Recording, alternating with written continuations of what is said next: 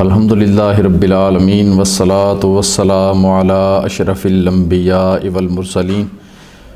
اما بعد فاعوذ باللہ من الشیطان الرجیم بسم اللہ الرحمن الرحیم ان اللہ وملائکتہ یصلون علی النبی یا ایہا الذین آمنوا صلوا علیہ وسلموا تسلیما الصلاۃ والسلام علیک یا رسول اللہ وعلی آلک واصحابک یا حبیب اللہ سیدنا کریم صلی اللہ علیہ وآلہ وسلم۔ کلاس میں شریک تمام خواتین و حضرات کو خوش آمدید۔ آج کا ہمارا ٹاپک جو ہے وہ بڑا وسیع و عریض ٹاپک ہے، جس میں نبی آخر الزمان صلی اللہ علیہ وآلہ وسلم کے معجزات کا ذکر ہے۔ تو معجزات کا جو باب ہے وہ بڑا طویل باب ہے، تو اختصار کے ساتھ جو ہے وہ میں اس کو بیان کروں گا۔ تو اس میں حضرت ضیاء الامت رحمۃ اللہ تعالیٰ علیہ نے جو معجزات ہیں ان کو دو حصوں میں تقسیم کیا ہے کہ پہلی قسم معجزات کی وہ ہے جس کا تعلق عالم بالا کے ساتھ ہے، اور دوسرے معجزات وہ ہیں جن کا تعلق جو ہے وہ عالم زیریں کے ساتھ ہے، زمین کے ساتھ ہے۔ اور پھر جو زمینی معجزات ہیں ان کی بھی پھر دو قسمیں ہیں۔ کچھ معجزات وہ ہیں جن کا تعلق جمادات کے ساتھ ہے اور کچھ کا تعلق نباتات کے ساتھ ہے۔ اور پھر ان کے علاوہ جو سب سے بڑا معجزہ جس کا ذکر حضرت ضیاء الامت نے سب سے پہلے فرمایا ہے وہ ہے قرآن مقدس، اور معجزات کے آخر میں جن کا ذکر ہے وہ ہے رسول اللہ صلی اللہ علیہ وآلہ وسلم کے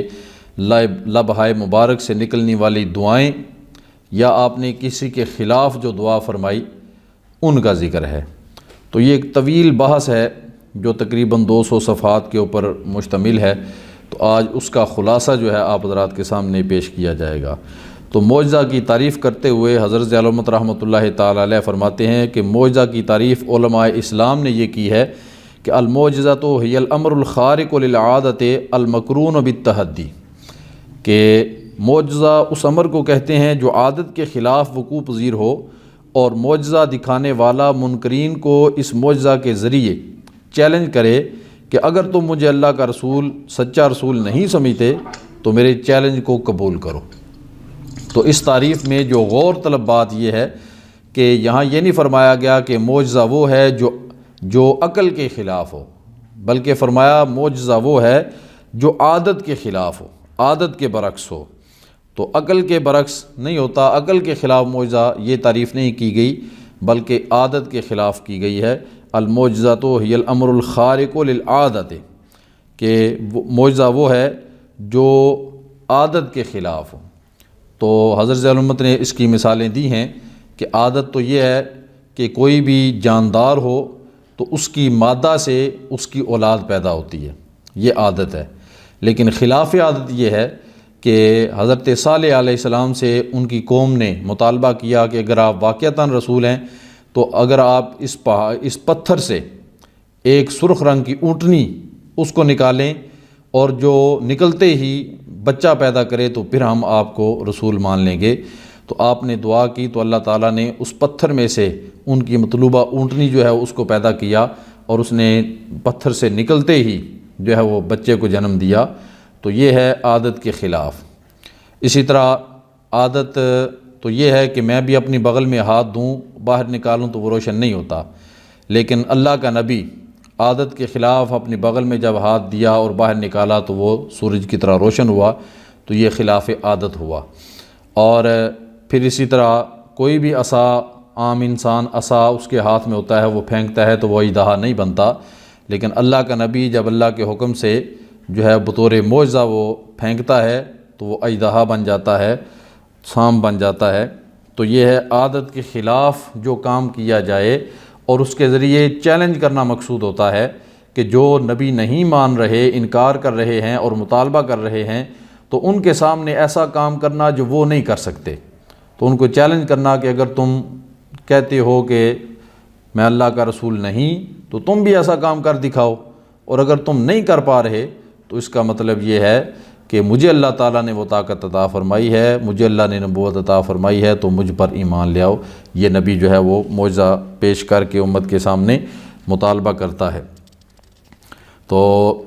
اس کے حوالے سے حضرت ضیاء الامت رحمۃ اللہ تعالیٰ علیہ نے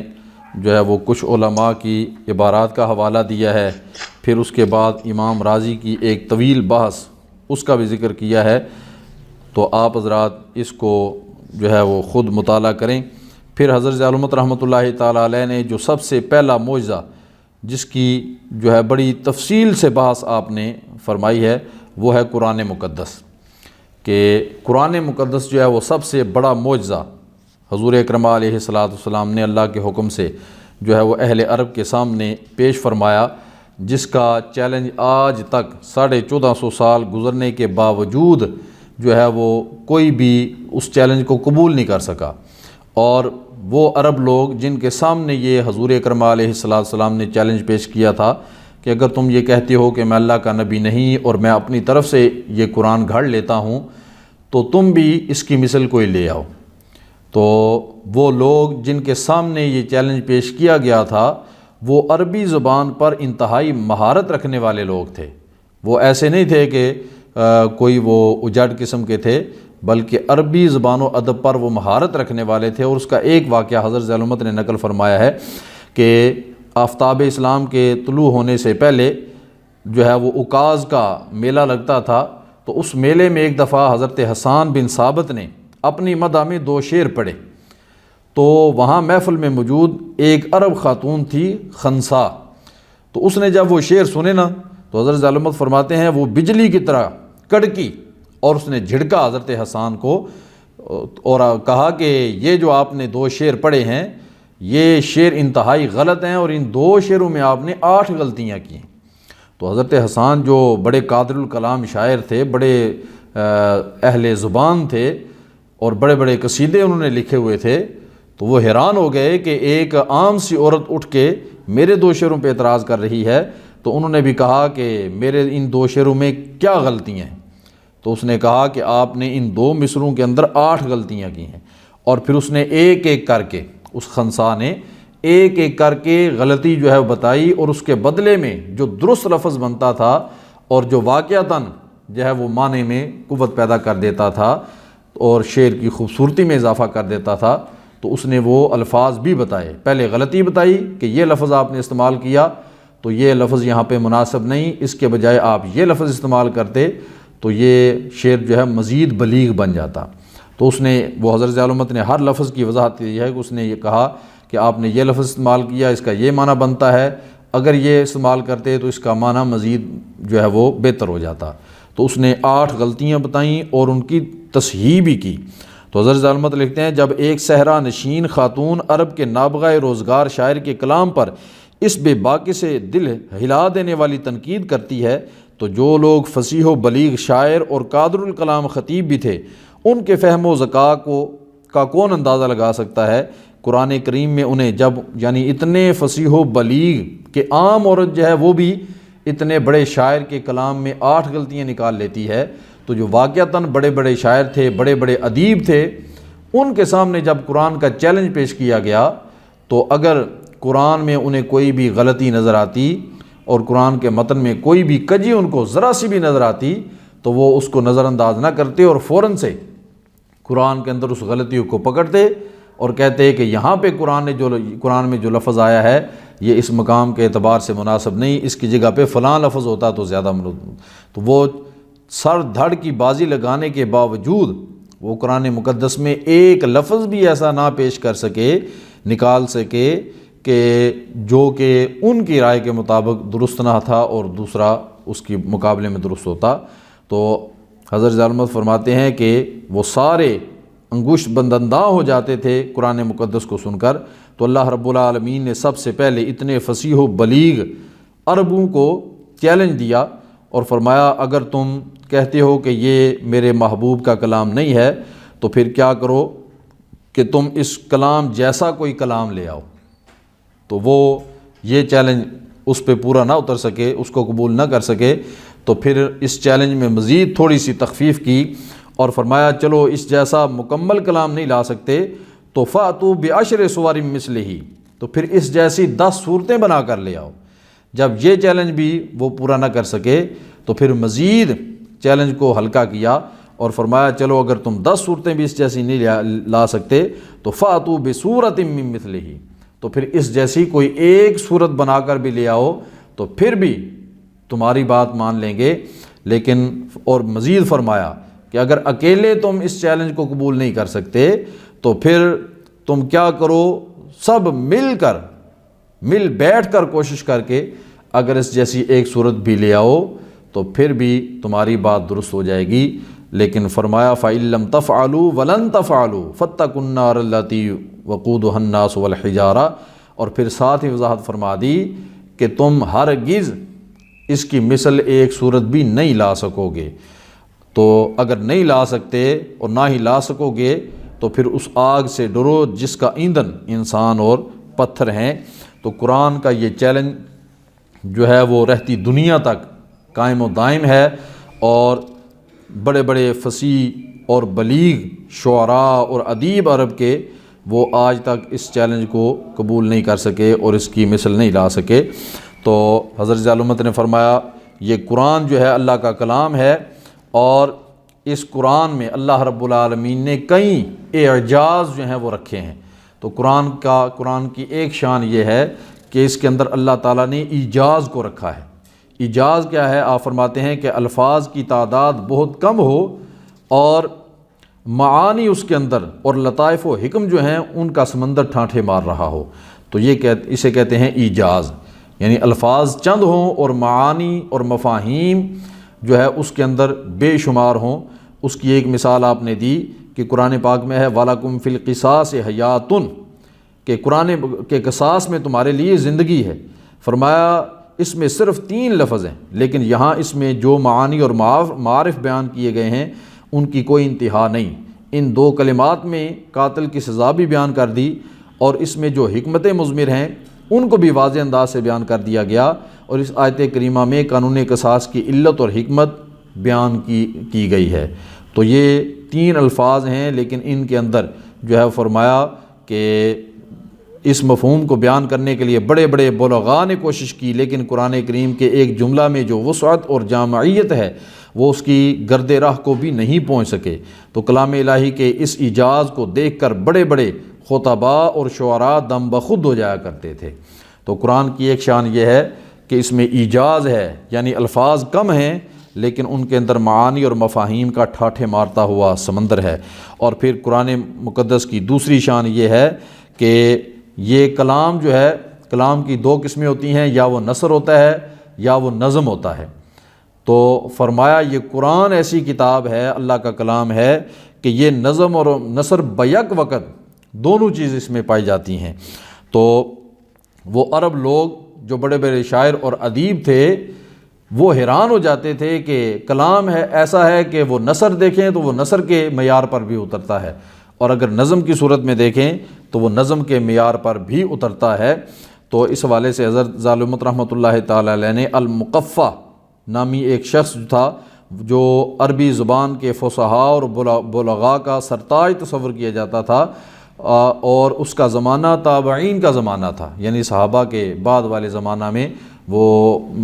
مقفع جو ہے وہ ہو گزرا ہے۔ تو اس نے ارادہ کیا کہ قرآن کریم کا مقابلہ کرنے کے لیے ایک صورت لکھے،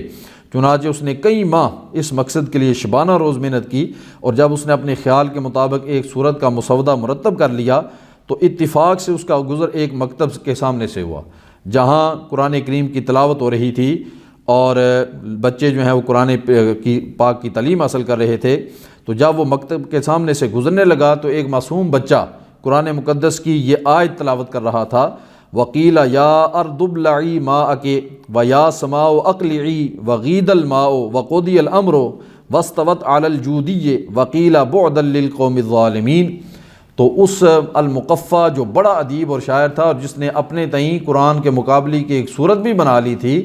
جب اس کے کانوں میں قرآن پاک کی یہ آیات پڑھی تو وہ جو ہے وہ حیران اور پریشان ہو گیا، اور ان آیات کے اندر جو ہے جو معانی اور مفاہیم اور مطالب اور جس واقعے کی طرف اشارہ کیا گیا ہے اور جس انداز میں بیان کیا گیا ہے، وہ اس کو دیکھ کے دم بخود ہو گیا، اس پر لرزہ طاری ہو گیا، اور وہ کہنے پر مجبور ہو گیا، اشہد ان ھذا ما ہوا من کلام البشر وان ھذا لا یعارض ابدا، کہ یہ تو کسی بشر کا کلام نہیں اور اس کا مقابلہ کبھی بھی نہیں کیا جا سکتا۔ تو وہ جو صورت اس نے اپنے تئیں قرآن کے مقابلے کے لیے جو ہے وہ گھڑی ہوئی تھی، اس ورقے کو اس نے وہیں پہ ریزہ کر دیا، اور پھر وہ قرآن کا چیلنج جو ہے وہ قبول نہ کر سکا۔ تو فرمایا یہ جامعیت، یہ وسعت، یہ اثر انگیزی، یہ دل نشینی، یہ تنوع، تمام کی تمام خوبیاں اس صحیفہ مقدسہ میں یکجا کر دی گئی ہیں۔ تو قرآن کی یہ شان ہے کہ یہ نظم اور نثر بیک وقت دونوں کو بیان کرتا ہے۔ اور پھر حضرت عالمت نے فرمایا قرآن کی ایک شان یہ ہے کہ اس میں امور غیبیہ سے آگاہ کیا گیا ہے، یعنی آئندہ پیش آنے والے واقعات جو ہیں ان کو بیان کیا گیا ہے۔ اس کی 2-3 مثالیں حضرت عالمت نے فرمائی ہیں۔ ایک یہ ہے کہ لا تدخلن المسجد الحرام ان شاء اللہ آمنین، کہ جب حضور صلی اللہ علیہ وآلہ وسلم جو ہے وہ اپنے 1400 جانثار صحابہ کو لے کر عمرہ کرنے کے لیے گئے، پیچھے آپ اس کی تفصیل پڑھ آئے ہیں، سن آئے ہیں، جب سیرت کا بیان آیا تھا تو وہ مکہ والوں نے اجازت نہ دی تو سرکار کو وہیں سے جو ہے وہ واپس آنا پڑا بغیر عمرے کے۔ تو صحابہ اکرام جو تھے غمزدہ تھے کہ ہم عمرہ کرنے کے لیے آئے لیکن ہمیں مکہ والوں نے کرنے نہیں دیا، تو آیت مبارکہ یہ نازل ہوئی کہ لا تدخلن المسجد الحرام انشاءاللہ آمنین، کہ انشاءاللہ اللہ کے حکم سے ایک دن آئے گا کہ تم بڑے امن کے ساتھ مسجد حرام میں داخل ہوگے۔ اور پھر وہ وقت آیا اور لوگوں نے دیکھا کہ حضور اکرم علیہ السلام اپنے صحابہ کے ساتھ عمرہ ادا کرنے کے لیے گئے اور عمرہ باقاعدہ کیا گیا۔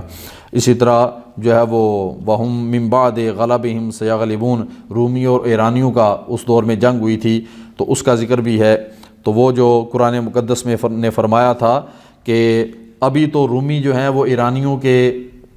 سے مغلوب ہو گئے ہیں اور ایرانیوں نے جنگ جیت لی ہے، لیکن ایک وقت آئے گا کہ یہ رومی جو ہیں وہ دوبارہ ایرانیوں پر جو ہے وہ غالب آ جائیں گے۔ تو پھر اسی طرح ہوا کہ رومیوں نے دوبارہ ایران والوں کو زیر کر دیا اور ان پر قبضہ کر لیا۔ تو قرآن جو ہے اس نے آنے والے واقعات کی جو نشاندہی کی تھی وہ واقعات جوں کہ توں جو ہے اسی طرح وقوع پذیر ہوئے۔ تو یہ بھی قرآن کی ایک شان ہے جس نے کفار کو اور مشرکین کو اور منکرین کو جو ہے وہ دم بخود کیا اور لاجواب کیا۔ اس کے علاوہ حضرت علامہ رحمۃ اللہ تعالیٰ علیہ نے قرآن مقدس کے اور بھی جو ہے وہ شانیں بیان کی ہیں کہ یہ کتاب ایسی ہے جس کو سن کر دل دہل جاتا ہے، ایمان والوں کا ایمان جو ہے وہ تازہ ہو جاتا ہے اور ان کی آنکھوں سے آنسو جاری ہو جاتے ہیں۔ اور پھر اس قرآن کی ایک شان یہ ہے کہ اس کی جتنی مرتبہ تلاوت کی جائے دل نہیں اکتاتا۔ بہت سی کتابیں جتنی بھی ناول ہوں یا کسی بھی فن پہ لکھی کی کتاب ہے، انسان ایک دفعہ پڑھتا ہے تو دوسری دفعہ وہ پڑھے تو اسے وہ لطف پہلے جیسا نہیں ملتا۔ تو لیکن قرآن ایک ایسی کتاب ہے جتنی دفعہ اس کو پڑھیں ہر دفعہ نیا لطف جو ہے وہ حاصل ہوتا ہے۔ اور پھر آپ فرماتے ہیں کہ قرآن کی ایک شان یہ بھی ہے کہ اس کو یاد کرنا بڑا آسان ہے، لفظ بلفظ اس کو یاد کیا جاتا ہے۔ پہلی کتابیں جو ہیں تورات، انجیل، زبور جو ہے اس کے لفظ بلفظ حافظ جو ہے وہ کوئی نہیں تھا، لیکن یہ قرآن ایسی کتاب ہے کہ مسلمانوں کے چھوٹے چھوٹے بچے جو ہیں اس کو لفظ بلفظ اور مکمل جو ہے وہ زبانی یاد کر لیتے ہیں۔ تو یہ بھی اس قرآن مقدس کی شان ہے۔ تو سب سے پہلا اور سب سے بڑا معجزہ حضرت علامہ رحمۃ اللہ تعالیٰ علیہ نے قرآن مقدس کو پیش کیا۔ اور پھر جو آسمانی معجزات تھے جن کا تعلق عالم بالا سے تھا، ان میں ایک معجزہ جو ہے وہ معجزہ شق القمر ہے کہ رسول اللہ صلی اللہ علیہ وآلہ وسلم نے چاند کو 2 ٹکڑے کر دیا۔ تو اس حوالے سے علامہ قرطبی نے ایک حدیث حضرت عبداللہ بن عباس سے نقل کی ہے کہ ایک دفعہ مشرکوں کا ایک وفد جس میں ولید بن مغیرہ، ابو جہل، عاص بن وائل، اسود بن مطلب اور نضر بن حارث اور اس کے علاوہ دیگر رؤسائے قریش بھی تھے، وہ حضور کی بارگاہ میں آئے اور آ کر کہنے لگے کہ اگر آپ واقعتاً نبی ہیں تو پھر ہمارا یہ مطالبہ ہے کہ آپ چاند کو 2 ٹکڑے کر دیں۔ تو حضور نے فرمایا کہ ان فعلت تؤمنون، اگر میں ایسا کر دوں تو کیا تم ایمان لے آؤ گے؟ تو انہوں نے کہا ہاں، اگر آپ چاند کو 2 ٹکڑے کر دیں تو ہم ایمان لے آئیں گے۔ تو حضور اکرم علیہ الصلاۃ والسلام نے جو ہے وہ جو آپ مینا میں تشریف فرما تھے، تو اللہ کے پیارے رسول نے اپنے رب سے عرض کی کہ کفار نے جو مطالبہ کیا ہے اسے پورا کرنے کی قوت دی جائے۔ چنانچہ حضور نے اشارہ فرمایا تو چاند 2 ٹکڑے ہو گیا۔ تو حضور نبی کریم صلی اللہ علیہ وآلہ وسلم نے مشرکین کا نام لے لے کر فرمایا یا فلاں اشہدو، تم گواہ ہو جاؤ۔ لیکن وہ ایسے لوگ تھے جن کے دلوں کے اوپر مہریں لگ چکی تھیں اور ان کی آنکھوں پر پردے ڈال دیے گئے تھے، تو خود ہی مطالبہ کر کے مطالبہ جب پورا ہوا تو پھر وہ انکار کرتے ہوئے بھاگ کھڑے ہوئے۔ تو حضور صلی اللہ علیہ وآلہ وسلم نے چاند کو 2 ٹکڑے کیا، اور یہ معجزہ جو ہے وہ ہجرت سے 5 سال قبل وقوع پذیر ہوا۔ پھر حضرت علامت فرماتے ہیں کہ اس معجزہ پر کئی لوگوں نے جو ہے وہ انکار کیا، منکرین نے اس پر جو ہے وہ انکار کیا اور اسی مختلف صورتیں بیان کی۔ یعنی جو اس معجزہ کا انکار کرنے والے ہیں وہ کہتے ہیں کہ اگر ایسا واقعہ ہوا ہوتا تو پھر ساری دنیا میں اس کی دھوم مچی ہوتی کہ چاند ٹوٹتا، تو پھر دنیا کے ہر کونے میں لوگ اسے ٹوٹا ہوا دیکھتے، تو ہر جگہ پہ اس کی دھوم مچی ہونی چاہیے تھی، اور زمانے اور مورخین اس واقعے کو اپنی کتابوں میں نقل کرتے، اور علم نجوم والے ہیں وہ بھی اپنی کتابوں کے اندر یہ ذکر کرتے ہیں کہ فلاں دور میں چاند جو ہے وہ 2 ٹکڑے ہوا تھا۔ لیکن وہ کہتے ہیں کہ نہ ہمیں تاریخ کی کتابوں میں اس کا ذکر ملتا ہے چاند کے ٹوٹنے کا، نہ علم نجوم کے ماہرین کی کتابوں میں اس کا ذکر ملتا ہے، نہ دنیا کے دوسرے کونوں میں اس کا کوئی چاند ٹوٹنے کا ذکر موجود ہے، تو لہٰذا یہ واقعہ نہیں ہوا۔ یعنی منکرین معجزہ شق القمر کا انکار کرتے ہیں۔ تو حضرت الامت نے ان کا پھر جواب دیا کہ یہ واقعہ جو ہے وہ سر شام ہوا تھا، تو عرب کے علاقے میں اس وقت شام کا وقت تھا، تو اس وقت اگر چاند ٹوٹا تو مغرب کی جانب، جزیرہ عرب کے مغرب کی جانب جو امریکہ اور دیگر ممالک ہیں وہاں تو اس وقت دن تھا، تو دن کے وقت چاند تو نظر نہیں آتا، تو چاند ٹوٹا تو اس علاقے کے لوگوں کو دن کی روشنی میں وہ چاند ٹوٹا ہوا نہیں دکھائی دے سکتا تھا۔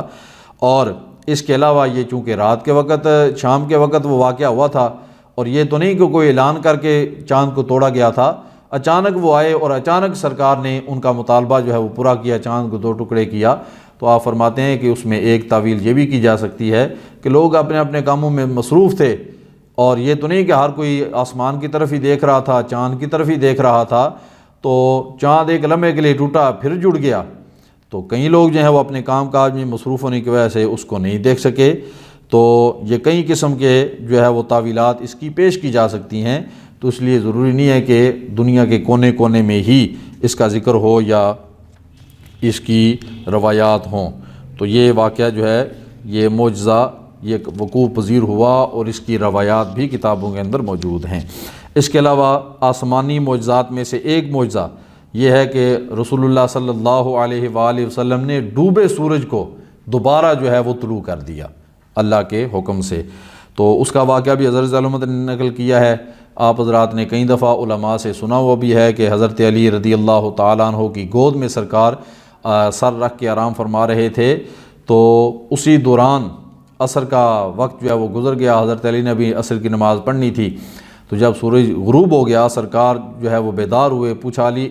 آپ نے عصر کی نماز پڑھی یا عرض کیا نہیں پڑھی، تو حضور نے دعا کے لیے ہاتھ بلند کیے اور اللہ کی بارگاہ میں عرض کیا اللہم انہ کان فی طاعتک و طاعت رسولک فردد علیہ الشمس،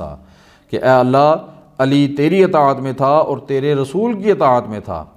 تو اے اللہ تو سورج کو واپس لوٹا دے۔ تو سورج واپس پلٹا اور حضرت علی رضی اللہ تعالی عنہ نے جو ہے وہ عصر کی نماز پڑھی۔ تو کچھ لوگ یہ اعتراض کرتے ہیں کہ علامہ ابن جوزی نے اپنی کتاب کے اندر جو ہے وہ اس روایت کو موضوع قرار دیا ہے، تو اس لیے یہ موضوع اور من گھڑت واقعہ ہے، یہ کوئی صحیح روایت نہیں ہے۔ لیکن حضرت علامت فرماتے ہیں کہ علماء اکرام نے یہ جواب دیا ہے کہ ابن جوزی نے اپنی اس کتاب میں بڑے تساہل سے کام لیا،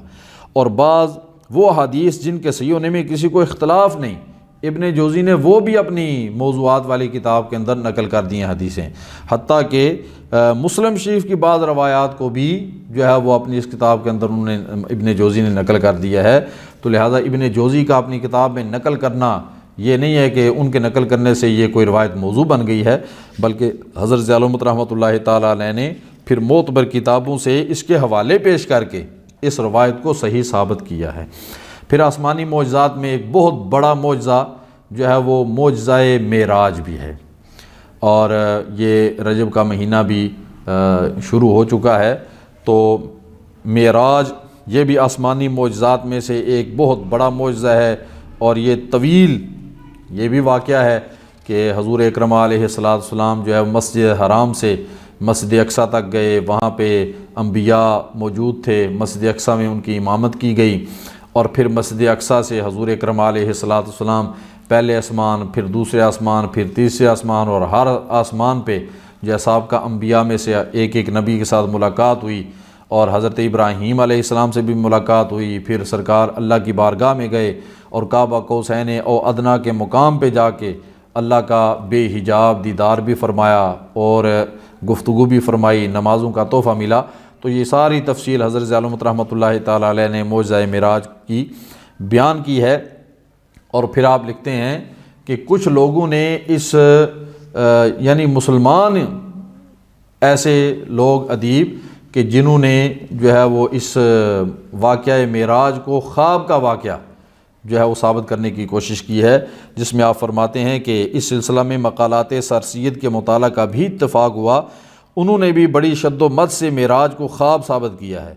اور اس ضمن میں طویل بحث کی ہے۔ ان کا مقالہ پڑھنے سے معلوم ہوتا ہے کہ مستشرقین اور عیسائی مورخین کے اعتراضات سے گھبرائے ہوئے ہیں،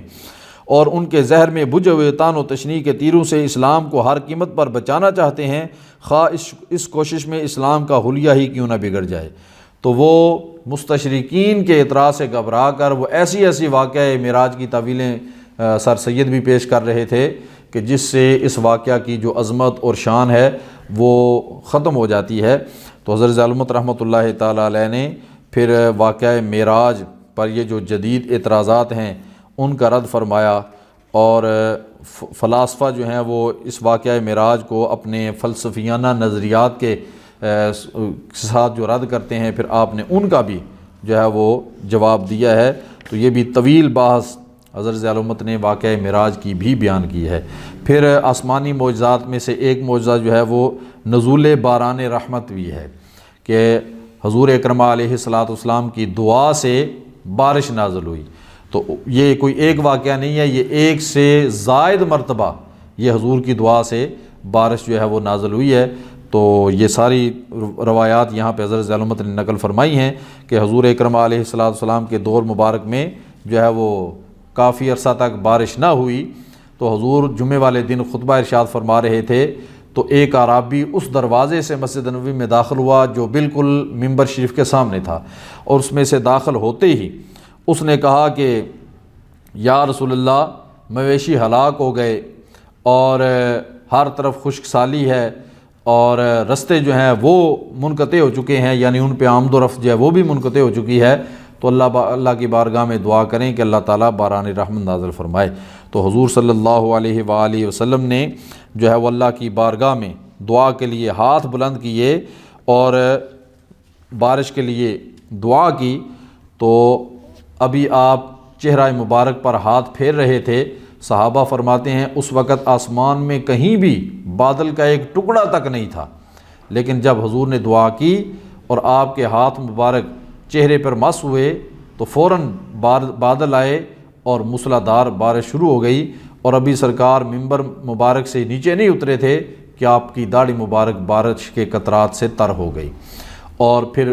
بارش جو ہے وہ اتنی ہوئی کہ پورا ہفتہ جو ہے وہ بارش وہ جاری رہی۔ تو اگلا جمعہ آیا تو پھر حضور جو ہے وہ خطبہ ارشاد فرما رہے تھے، تو آپ فرماتے ہیں کہ وہی آدمی یا کوئی آدمی دوبارہ آیا اور اس نے عرض کی، اے اللہ کے نبی، جو ہے وہ بارش کی وجہ سے مکان جو ہے وہ گر رہے ہیں، اور رستے جو ہیں وہ بھی ان میں آمد و رفت کا سلسلہ ممکن نہیں رہا، دعا فرمائیں کہ بارش کا سلسلہ رک جائے۔ تو پھر حضور اکرم علیہ السلام نے اللہ کی بارگاہ میں دعا کی، تو پھر بارش جو ہے وہ تھم گئی۔ تو یہ ایک سے زائد مرتبہ حضور کی دعا سے جو ہے وہ باران رحمت نازل ہوئی۔ تو یہ بھی حضور اکرم علیہ الصلاۃ والسلام کے معجزات میں سے ایک معجزہ ہے۔ تو یہ تو تھے آسمانی معجزات۔ پھر حضرت علامت نے جو زمینی معجزات ہیں ان کا باب باندھا اور فرمایا اس سے پہلے نبی رؤوف الرحیم صلی اللہ علیہ وآلہ وسلم کے ان معجزات جلیلہ کا ذکر کیا گیا جن کا تعلق عالم علوی یعنی آسمان سے ہے۔ اب ہم رحمت عالم کے ایسے معجزات کا تذکار جمیل کرتے ہیں جن کا تعلق زمین سے ہے۔ پھر ان معجزات کی دو قسمیں ہیں، ایک وہ ہیں جن کا تعلق جمادات سے ہے، دوسرے وہ ہیں جن کا تعلق حیوانات سے ہے۔ وہ معجزات جن کا تعلق جمادات سے ہے ان میں سے بعض وہ ہیں جن کا تعلق پانی سے ہے کہ پانی بہت قلیل تھا اور سرکار دو عالم صلی اللہ علیہ وآلہ وسلم کی برکت سے اس میں کثرت اور فراوانی پیدا ہو گئی، اور انگشتہائے مبارک سے پانی کا جاری ہونا حضور کے معجزات میں سے ایک معجزہ ہے۔ اور پھر یہ سرکار کی انگلیوں سے جو ہے وہ پانی جاری ہونے والا معجزہ، یہ بھی کوئی ایک واقعہ نہیں ہے، یہ بھی کئی واقعات ہیں کہ کئی موقعوں کے اوپر حضور اکرم علیہ السلام کے انگشتہائے مبارک سے پانی کے چشمے جو ہیں وہ جاری ہوئے۔ تو اس کی روایات بھی حضرت علامت نے یہاں پہ نقل فرمائی ہیں، اور واقعات آپ نے یہ سارے معجزات علماء کرام سے جو ہے وہ کئی دفعہ سن رکھے ہیں، تو اس لیے میں اختصار سے ہی آگے بڑھنا چاہتا ہوں۔ تو یہ پانی جو ہے وہ حضور کے پھر یہ زمینی معجزات میں سے یہ معجزے بھی حضرت علامت نے نقل کیے ہیں کہ حضور اکرم علیہ السلام کی دعا کی برکت سے اور آپ کے ہاتھ مبارک اور لعاب دہن کی برکت سے جو ہے دودھ جو قلیل تھا وہ کثیر ہو گیا۔ تو یہ بھی کئی دفعہ ہوا، وہ واقعات بھی وہ حدیث بھی حضرت علامت نے یہاں پہ نقل کی ہیں۔ ایک طویل حدیث حضرت ابو ہریرہ رضی اللہ تعالیٰ عنہ کی ہے کہ وہ فرماتے ہیں بھوک کی شدت کی وجہ سے میں تنگ آ کر باہر نکلا، رستے میں بیٹھ گیا تو حضرت ابو بکر صدیق تشریف لائے اور میں نے سلام کیا اور انہیں جواب دیا، اور وہ میرے چہرے کو دیکھ کے بھانپ نہ سکے کہ اس کو بھوک لگی ہے۔ پھر اسی طرح حضرت عمر فاروق آئے، میں نے ان کو بھی سلام کیا، اور مقصد یہ تھا کہ میری حالت کو وہ پہچان جائیں اور مجھے کھانے وغیرہ کی دعوت دیں، لیکن وہ بھی چلے گئے۔ تو پھر رسول اللہ صلی اللہ علیہ وآلہ وسلم تشریف لائے اور حضرت ابو ہریرہ سے ملے، تو حضور جو ہے وہ محسوس ہو گیا، تو پوچھا ابو ہریرہ کس سلسلے میں آئے ہو؟ تو عرض کی یا رسول اللہ بھوک نے ستایا تو میں باہر نکل آیا۔ تو حضور صلی اللہ علیہ وسلم نے آپ کو ساتھ لیا اور اپنے کشان اقدس میں تشریف لائے۔ گھر میں پوچھا کہ کوئی کھانے کو کوئی چیز، عرض کی گئی کہ یہ دودھ کا پیالہ ہدیہ آیا ہے۔ تو حضور صلی اللہ علیہ وآلہ وسلم نے حضرت ابو ہریرہ سے فرمایا کہ جاؤ اور صفہ کے جتنے بھی حضرات ہیں ان کو لے آؤ تاکہ یہ دودھ ان کو بھی پلایا جائے۔ تو حضرت ابو ہریرہ کہتے ہیں میں پریشان ہو گیا کہ یہ تو ایک پیالہ ہے، یہ تو بمشکل میں بھی پیوں تو میری بھوک بھی نہیں مٹے گی، تو صفہ والے سارے آ گئے تو یہ تو ایک ایک گھونٹ بھی جو ہے وہ ہمارے حصے نہیں آئے گا۔ بہرحال حکم تھا، کہتے ہیں میں گیا جا کے ان کو لے آیا تو حضور نے فرمایا کہ یہ پیالہ پکڑو اور ان کو دودھ پلاؤ۔ تو حضرت ابو ہریرہ رضی اللہ تعالیٰ عنہ فرماتے ہیں میں نے پہلے شخص کو پیالہ دیا اور میں دیکھ رہا تھا کہ ابھی یہ پیالہ ختم کر دے گا، تو اس نے دودھ پیا اور رج کے پیا، تو پھر حضور نے فرمایا آگے منتقل کرو، تو سب کو میں پیالہ دیتا گیا اور دل میں میرے یہ ہوتا تھا کہ یہ تھوڑا دودھ پیے تاکہ میرے لیے بچ جائے، تو وہ سب نے دودھ پی لیا۔ پھر میں پیالہ لے کے حضور کی بارگاہ میں پہنچا تو حضور نے فرمایا اے ابو ہریرہ اب تم بچ گئے ہو اور میں بچ گیا ہوں دودھ پینے کے لیے۔ تو پھر وہ پیالہ سرکار نے حضرت ابو ہریرہ کو دیا، فرمایا پیو۔ تو فرماتے ہیں میں نے منہ سے لگایا اور رج کے پیا، جب پیالہ ہٹایا تو فرمایا ابو ہریرہ اور پیو، فرماتے ہیں میں نے پھر پیا، پھر ہٹایا تو فرمایا اور پیو، پھر میں نے پیا، تیسری دفعہ پیالہ ہٹایا تو سرکار نے فرمایا اور پیو۔ تو میں نے عرض کی یا رسول اللہ صلی اللہ علیہ وسلم جس ذات نے آپ کو حق کے ساتھ بھیجا ہے اب میرے جسم کے اندر ایک قطرے کی گنجائش بھی باقی نہیں رہی، میں نے اتنا جو ہے وہ دودھ پی لیا ہے۔ تو پھر حضور مسکرائے اور پھر پیالہ پکڑ کر حضور نے جو ہے وہ اتنے صحابہ کا جھوٹا پانی، جھوٹا دودھ وہ جو ہے وہ خود نوش فرمایا۔ تو یہ بھی حضور کی جو معجزہ تھا کہ ایک پیالہ جو ہے دودھ کا وہ کئی افراد نے جو ہے وہ پیٹ بھر کر پیا لیکن وہ ختم نہ ہوا۔ اسی طرح معبد کی بکری کا واقعہ وہ بھی پہلے آپ حضرات جو ہیں وہ سماعت فرما چکے ہیں، اور وہ بکری جس پر سرکار نے ہاتھ پھیرا تھا وہ 18 سال ان کے پاس رہی اور وہ دودھ دیتی رہی، اور اس کے دودھ کو وہ خود بھی پیتے تھے اور اہل محلہ میں بھی اس دودھ کو تقسیم کیا جاتا تھا۔ تو سرکار کی برکت سے وہ بکری جو تھی کمزور تھی لیکن اس میں اتنا دودھ اللہ رب العالمین نے جو ہے وہ پیدا فرما دیا۔ تو یہ بھی سرکار کا معجزہ تھا۔ پھر زمینی معجزات میں سرکار کے لعاب دہن کی برکت سے قلیل کھانا جو ہے وہ کثیر افراد کو پورا آ گیا، سب نے پیٹ بھر کر کھایا، پھر بھی وہ کھانا بچ گیا۔ تو یہ بھی ایک سے زائد واقعات ہیں کہ آپ نے لعاب دہن جو ہے وہ ہانڈی میں ڈالا اور آٹے میں ڈالا تو وہ تھوڑا سا سالن اور وہ تھوڑا سا آٹا وہ ہزاروں افراد کو پورا آ گیا اور بچ بھی گیا۔ تو اس سلسلے میں حضرت جابر رضی اللہ تعالیٰ عنہ نے جو غزوہ خندق کے موقع پر جو سرکار کی دعوت کی تھی تو وہ واقعہ بھی آپ نے نقل کیا۔ پھر حضرت ابو طلحہ انصاری نے سرکار کو جو دعوت دی تھی تو اس میں بھی 70 سے 80 افراد نے وہ تھوڑا سا کھانا کھایا اور وہ سب کو پورا آ گیا اور بچ بھی گیا۔ تو یہ دونوں واقعات جو ہیں وہ حضرت ظلمت رحمۃ اللہ تعالیٰ علیہ نے یہاں پہ نقل فرمائے ہیں۔ تو میں آپ پوری روایات اور معجزات آپ کو نہیں سنا سکتا، وقت جو ہے چونکہ کم ہے، تو اس لیے یہ آپ نے پہلے سے سنے ہوئے بھی ہیں۔ مزید آپ ان واقعات کو یہاں لفظ بلفظ پڑھیں گے تو آپ کو زیادہ جو ہے اس سے چاشنی ملے گی۔ تو پھر اس کے علاوہ مردوں کو زندہ کرنے کے واقعات بھی وہ بھی ایک سے زائد ایسے واقعات ہیں کہ جن میں حضور اکرم علیہ السلام نے کسی کے مطالبے پہ جو ہے وہ مردہ کو زندہ کیا۔ تو وہ واقعات بھی زمینی معجزات سے تعلق رکھتے ہیں اور وہ بھی حضرت ظلمت رحمۃ اللہ تعالیٰ علیہ نے یہاں پہ نقل فرمائے ہیں۔ پھر بچوں کا گفتگو کرنا، یعنی چھوٹے شیرخوار بچے جو ابھی گفتگو کی عمر کو نہیں ہوتے، وہ سرکار کے فرمانے پر انہوں نے سرکار دو عالم علیہ السلام کے ساتھ گفتگو کی، پھر بیماروں کو شفا ملی۔ حضور اکرم علیہ السلام نے اپنا لعاب دہن لگایا تو بیماری ٹھیک ہو گئی، پھوڑے پھنسیاں ٹھیک ہو گئے، اور سرکار کے لعاب دہن کی برکت سے حضرت قتادہ کی آنکھ جو ہے وہ درست ہو گئی، اور حضرت محمد بن مسلمہ کی جو پنڈلی تھی ٹوٹی ہوئی وہ درست ہو گئی۔ تو سرکار نے بیماروں کو کس طرح شفا عطا فرمائی وہ ساری احادیث بھی زمینی معجزات سے تعلق رکھتی ہیں، تو وہ بھی ساری کی ساری حضرت ظلمت نے یہاں پہ نقل فرمائی ہیں۔ اور پھر وہ معجزات کہ جن میں حضور اکرم علیہ السلام کے دعا کی برکت سے یا آپ کے لعاب دہن کی برکت سے یا آپ کے منہ مبارک کے لقمہ کی برکت سے جو ہے وہ لوگوں کی ہیئت ہی بدل گئی۔ اس میں کئی واقعات آپ نے نقل کی ہیں۔ ایک واقعہ میں آپ حضرات کے سامنے بیان کر دیتا ہوں کہ ایک عورت مدینہ طیبہ میں بڑی بد زبان اور زبان دراز اور نڈر سمجھی جاتی تھی، اور جھجک نام کی اس میں کوئی چیز نہیں تھی۔ تو ایک روز بارگاہ رسالت میں حاضر ہوئی تو حضور صلی اللہ علیہ وآلہ وسلم کھانا تناول فرما رہے تھے، تو آ کے عرض کرنے لگی مجھے بھی کچھ دیجیے۔ تو حضور نے سامنے جو کھانا تھا اس میں سے لے کر اس کو دیا، تو وہ کہنے لگی کہ نہیں، میں نے وہ لقمہ مانگا ہے جو اس وقت آپ کے منہ مبارک میں ہے۔ تو حضور اکرم علیہ السلام چونکہ کسی کے سوال کو رد نہیں کرتے تھے، تو آپ نے اپنے منہ مبارک سے جو لقمہ تھا وہ نکال کر اس کو دیا، تو اس نے وہ لقمہ کھایا۔ تو وہ عورت جو بڑی زبان دراز تھی، منہ پھٹ تھی، سرکار کے منہ مبارک سے نکلا ہوا لقمہ جب اس نے وہ کھایا،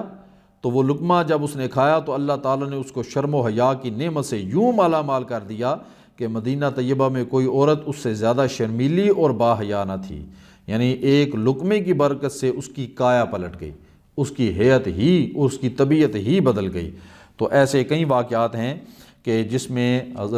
سرکار دو عالم علیہ السلام نے جو ہے وہ کمزور گھوڑے کو چابک لگائی، تو وہ جو سب سے پیچھے رہتا تھا، سرکار کے ایک چابک لگانے سے وہ اتنا تیز ہو گیا، اتنا طاقتور ہو گیا کہ وہ دوسرے گھوڑوں سے بھی آگے نکل جاتا تھا۔ تو اس قسم کے کئی واقعات حضرت ظلمت نے معجزات جو ہیں وہ یہاں پہ نقل فرمائے ہیں۔ پھر حضور اکرم علیہ السلام کی دعاؤں کی برکت سے لوگوں کے حالات کیسے بدلے اور آپ نے جس کے خلاف بد دعا کی اس کا کیسے انجام ہوا، تو وہ بے شمار ڈھیر سارے واقعات یہاں پہ حضرت ظالمت رحمۃ اللہ تعالیٰ علیہ نے دعا کے سلسلے میں نقل فرمائے ہیں۔ ان میں سے ایک آپ حضرات کے سامنے پیش کرتا ہوں کہ حضرت امام مسلم نے حضرت انس کی ایک روایت نقل کی ہے کہ ایک روز سرکار دو عالم علیہ الصلوۃ والسلام جو ہے وہ حضرت انس فرماتے ہیں کہ سرکار ہمارے غریب خانہ میں تشریف لائے تو اس وقت گھر میں صرف میں تھا، میری والدہ تھیں اور میری خالہ ام حرام موجود تھیں، اور کوئی شخص نہ تھا۔ تو فرماتے ہیں کہ میری والدہ نے موقع کو غنیمت سمجھتے ہوئے التجا کی کہ خویدموں کا انس ادعو اللہ لہ، یا رسول اللہ یہ آپ کا چھوٹا سا غلام ہے انس، تو آپ اس کے لیے اللہ کی بارگاہ میں دعا فرمائیں۔ تو رسول اللہ صلی اللہ علیہ وآلہ وسلم نے جو ہے وہ دست مبارک دعا کے لیے بلند کیے، اور حضرت انس فرماتے ہیں میرے لیے ہر بھلائی کی دعا کی، اور دعا کا آخری جملہ یہ تھا اللہم اکثر مالہ و والدہ و بارک لہ فیہ اطل عمرہ واجعلہ رفیقی فی الجنہ۔ تو یہ حضور نے اور بھی دعائیں کی، اور دعا کے آخر میں یہ دعا حضرت انس کے لیے سرکار نے فرمائی۔ تو حضرت انس کو اللہ تعالیٰ نے یہ دعا سرکار کی قبول ہوئی، اور حضرت انس کی عمر بھی لمبی ہوئی، ان کا مال بھی کثرت سے ان کے پاس جمع ہو گیا، اور کثیر تعداد میں ان کے بچے ہوئے۔ تو حضرت انس فرمایا کرتے تھے کہ وَأَنَا أَرْجُو هَذِهِ یعنی کَوْنَهُ رَفِیقَهُ فِی الْجَنَّةِ، کہ جس طرح سرکار کی باقی ساری دعائیں میرے حق میں قبول ہو گئی ہیں، تو مجھے یقین ہے کہ وہ دعا کا آخری حصہ یعنی جنت میں حضور کی رفاقت، وہ بھی مجھے ضرور اللہ کی بارگاہ سے نصیب ہوگا۔ تو حضور نے جو دعائیں فرمائیں اللہ کی بارگاہ میں، وہ ساری اللہ رب العالمین نے قبول فرمائیں، اور جس کے خلاف حضور نے دعا فرمائی تو ان کا انجام بھی حضور کی دعا کے مطابق ہی ہوا۔ تو وہ ڈھیر سارے واقعات یہاں پہ حضرت ذی الامت نے نقل فرمائے ہیں۔ پھر زمینی معجزات جو ہیں ان میں سے دوسرا وہ معجزات جن کا تعلق نباتات کے ساتھ ہے، وہ معجزات ذکر فرمائے، اور ان میں مشہور و معروف جو ہے وہ ستون حنانہ والا معجزہ آپ حضرات نے کئی دفعہ سنا ہوا ہے کہ سرکار دو عالم علیہ السلام جس وقت مدینہ طیبہ تشریف لائے تو آپ خطبہ دیا کرتے تھے، تو آپ کے لیے ایک کھجور کا خشک تنا جو ہے وہ زمین میں گاڑا گیا تھا، جس کی ٹیک لگا کے آپ جو ہے وہ کھڑے ہوتے تھے۔ تو آپ کے لیے ممبر بنایا گیا، اختصار کے ساتھ بیان کر دوں تو آپ اس پر جب تشریف فرما ہوئے تو وہ کھجور کا خشک تنا وہ حضور کی جدائی جو ہے وہ برداشت نہ کر سکا، اور صحابہ فرماتے ہیں وہ اس طرح دھاڑے مار کے رونے لگا جس طرح اونٹنی کا بچہ جو ہے وہ گم ہو جائے تو وہ چنگھاڑتی ہے، چیختی ہے۔ تو حضور ممبر مبارک سے نیچے تشریف لائے اور اس ستون کو اپنے باہوں میں لے لیا۔ تو فرماتے ہیں جس طرح ایک ماں اپنے بچے روتے بچے کو اپنی گود میں لیتی ہے تو وہ سسکیاں لیتے لیتے چپ ہوتا ہے، تو وہ تنا اس طرح آہستہ آہستہ جو ہے وہ خاموش ہو گیا۔ تو یہ نباتات کے حوالے سے معجزہ ہے۔ پھر سرکار نے اس تنے سے پوچھا کہ اگر تم چاہو تو تمہیں دنیا میں ہی ہرا بھرا کر دیں اور لوگ تمہارا پھل کھائیں، اور اگر چاہو تو تمہیں جنت کا درخت بنا دیں۔ تو اس تنے نے جنت کا درخت بننا جو ہے وہ پسند کیا۔ تو حضور اکرم علیہ السلام نے ایک روایت میں آتا ہے کہ اس کو زمین میں دفن کر دیا تو وہ جنت کا درخت جو ہے وہ بنے گا۔ تو یہ نباتات کے حوالے سے معجزات جو ہے وہ اور بھی یہاں پہ بیان کیے گئے ہیں۔ پھر جمادات کے حوالے سے معجزات یعنی جامد چیزیں، یعنی پتھر حضور اکرم علیہ السلام پر کلمہ پڑھتے تھے، اور آپ کے اشارے سے پتھروں نے کلمہ پڑھا۔ آپ نے کنکریوں کو ہاتھ میں لیا تو انہوں نے کلمہ پڑھنا شروع کر دیا۔ جب آپ انہیں زمین پر رکھتے تو وہ خاموش ہو جاتیں، پھر جب پکڑتے تو وہ کلمہ پڑھنا شروع کر دیتی تھیں۔ تو یہ جو ہے وہ جمادات کے حوالے سے معجزات ہیں۔ پھر حیوانات کے حوالے سے معجزات کہ پھر اس میں حیوانات کے حوالے سے بھی کئی معجزات یہاں پہ نقل کیے گئے ہیں۔ ایک معجزہ جو ہے وہ اونٹ جو ہے وہ ایک جو ہے وہ سرکش ہو گیا اور وہ کسی کو قریب نہیں آنے دیتا تھا۔ حضور کی بارگاہ میں عرض کیا گیا، آپ تشریف لے گئے تو وہ ایک باغ کے اندر اس کو انہوں نے قید کیا ہوا تھا، جو بھی اندر داخل ہوتا وہ اس کے پیچھے لگ جاتا تھا۔ تو سرکار جو باغ میں داخل ہونے لگے، عرض کی گئی یا رسول اللہ یہ اونٹ جو ہے وہ باولا ہو گیا ہے۔ تو تو یہ آپ کو نقصان پہنچائے گا۔ تو فرمایا کہ یہ مجھے نقصان نہیں پہنچائے گا۔ تو جب آپ باغ میں داخل ہوئے تو وہ دور کھڑا تھا، تو سرکار کو دیکھ کے وہ دوڑ کے قریب آیا اور سرکار کے سامنے وہ سجدہ ریز ہو گیا، اور وہ جو کسی کو قریب نہیں آنے دے رہا تھا تو حضور کو دیکھ کے وہ بالکل جو ہے وہ ٹھیک ہو گیا اور اس نے مارنا جو ہے وہ بند کر دیا۔ تو فرمایا اب یہ اپنے مالک کی ہر بات جو ہے وہ پہلے کی طرح مانے گا۔ تو اس قسم کے بے شمار واقعات ہیں۔ پھر جانوروں کا سرکار سے گفتگو کرنا، یہ بھی کئی واقعات اور معجزات حضرت ذی العلمۃ رحمۃ اللہ تعالیٰ علیہ نے یہاں پہ نقل کیے ہیں۔ تو یہ یعنی عالم بالا کے معجزات، پھر زمینی معجزات، پھر زمینی معجزات میں بھی تقسیم فرمائی آپ نے کہ وہ نباتات کے حوالے سے، جمادات کے حوالے سے، اور پھر حیوانات کے حوالے سے یہ سارے معجزات، پھر سرکار کی دعاؤں کی جو برکت تھی، دعاؤں کی قبولیت تھی، ان کا الگ سے بیان۔ تو یہ سارے معجزات جو حضرت ذی العلمۃ رحمۃ اللہ تعالیٰ علیہ نے یہاں تقریباً 200 صفحات کے اوپر یہ معجزات کا بیان نقل فرمایا ہے۔ تو اس کے ساتھ ہی یہ ہمارا معجزات کا باب جو ہے وہ اختتام پذیر ہوتا ہے۔ اس کے بعد جو ہے وہ غیب کی خبروں کا بیان ہے، جو